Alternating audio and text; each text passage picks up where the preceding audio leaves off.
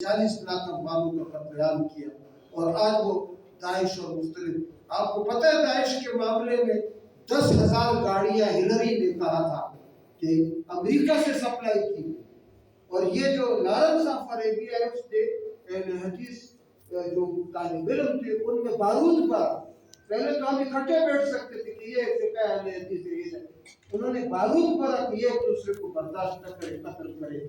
ये वो मंसूबा था जो इस सदी में लॉरेंस ऑफ अरेबिया और लॉर्ड मेकाले और यहूदियों ने इस इलाके में शुरू किया।